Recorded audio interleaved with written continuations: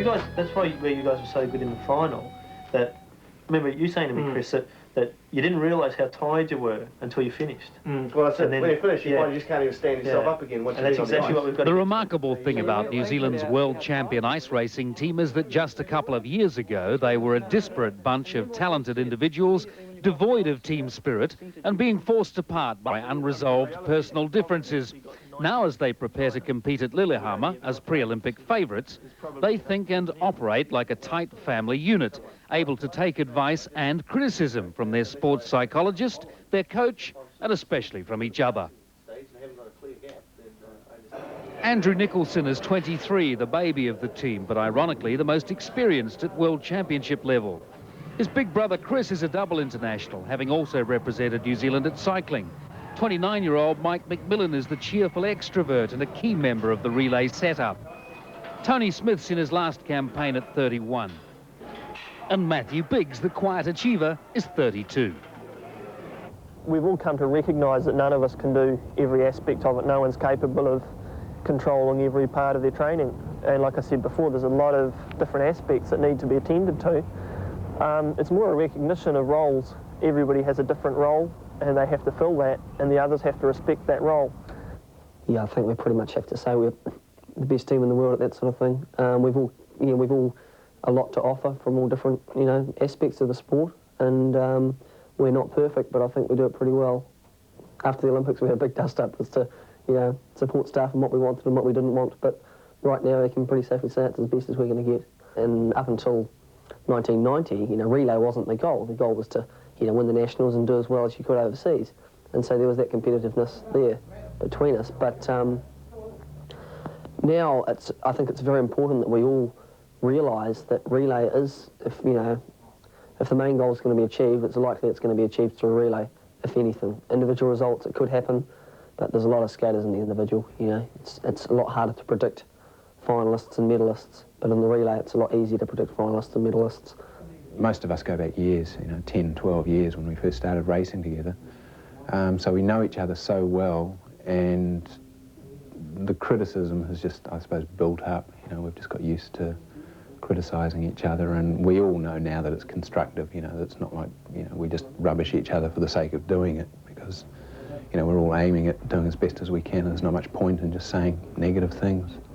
And if you want to go faster and you can still do what you do. Okay. It's not, no compulsory, no one's going to get kicked out of the team if they didn't. Okay, good. Yeah, They start with the team selection. There's been much debate recently over the value of sports psychologists. This group has undoubtedly benefited from the contribution of Craig Lewis, not for any deep philosophical reason, but simply because he showed them ways to help themselves, both in attitudes to training and competition and sensible, goal-oriented time management.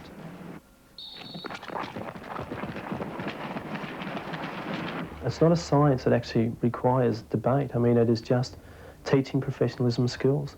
And we've actually taught, or I've actually taught them, and they've learned professionalism skills. I think the debate stems about from people who talk about it as a motivational type of identity, and it really isn't that. It is teaching skills. I mean, we teach the skills of goal setting. Their diaries are very far. When they train, they have a specific purpose. They know exactly why they're there. Teach them the skill of of dealing with anxieties, developing confidence through concentration, imagery, all those things. And it is a total package, not just me standing there and trying to motivate them, because I am not a motivator. And from all appearances, the last thing these guys need is motivation. They are all well aware that Lillehammer will be their swan song as a team, and very conscious of the pressure, of expectations from a large Kiwi viewing audience who will assume they can win gold. After all, they are the world champions.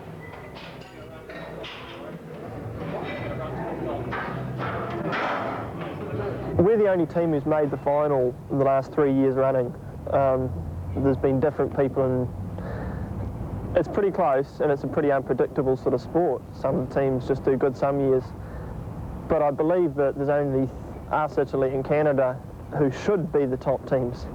Everything I do my whole life is totally training and skating oriented, whereas what I was doing up until probably 1989, was where training was just a sideline thing, and just, yeah, if you've got time, just go and do a bit of training.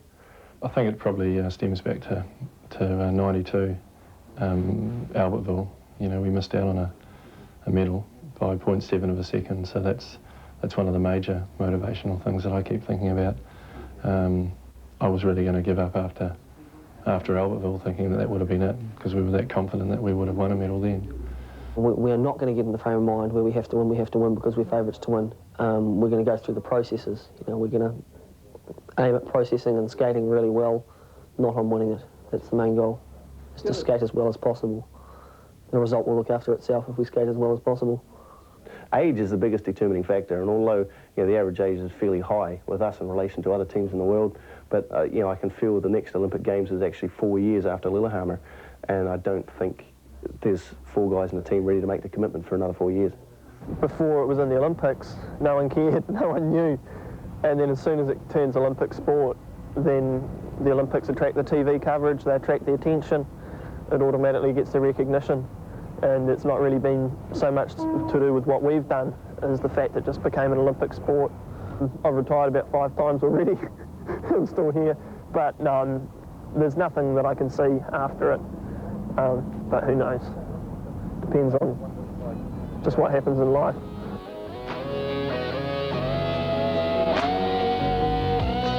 Short track ice racing may look graceful and gentle at training, but in competition, especially Olympic competition, it's a rugged contact sport full of jostling and nudging for prime position on the ice at over 40 kilometres an hour. You need a cool head, lightning reflexes and extraordinary aerobic fitness. Oh, and bearing in mind the racing surface, a bit of luck on the day helps as well.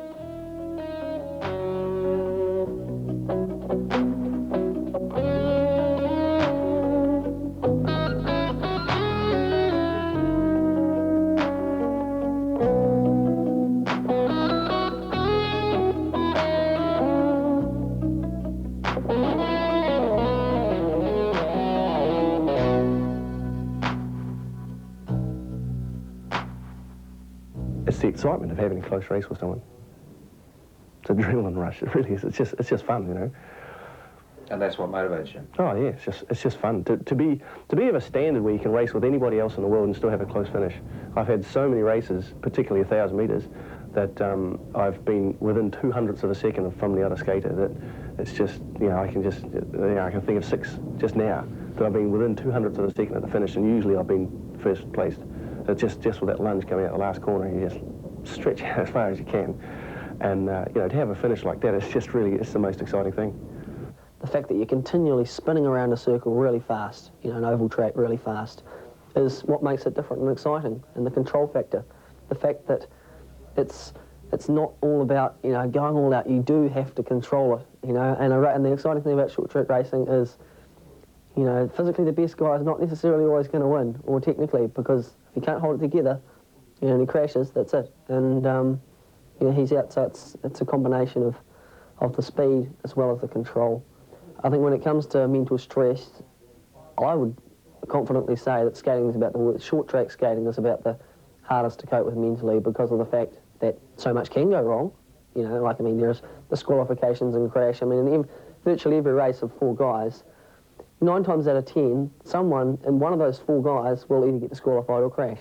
And so obviously the result factor of, you know, things going wrong is very high, and also the fact that it's a short sport, it's a sprinting sport, and without getting carried away with it, there is a bit of danger involved, which makes it a bit more, you know, you get a bit more anxious there and nervous there because of that. So it is a very hard sport to cope with mentally. Perhaps a good indication of the self-sufficient nature of this team is the low-profile approach of its coach, Dean Cade. His role, he says, is simply to make it easier for the skaters to organise their own lives and schedules. A coach, to me, is a coordinator. He coordinates the whole package, and then the coaching follows after that. I think the coordination is first. They've never relied on anyone to tell them what to do. They've never really been, up till then, a cohesive unit either. They've always been individuals. And this is where the rest of the world still is, as individuals. We've managed to get the team together And the team, to me, is not just the skaters, it's the support staff as well. And now the whole support staff is working as a team. And the great thing about the team effort is that they can criticise me, and I can criticise them. And at the end of the day, whoever's right, they'll agree. There's no... But you've got to prove your point before they'll do their thing and before I'll do mine. So it's a matter of like sitting around a boardroom and having your meetings, having your team meetings, and discussing it, come to that conclusion, and then sticking to it, and don't deviate off it. And that would appear to be a major ingredient in their success to date. Consensus decisions, honest and constructive criticism, and a genuine respect for the role of each team member. The Winter Olympics will indeed be a last chance for this team unit, and you can rest assured if they don't bring home a medal, it won't be for lack of quality preparation.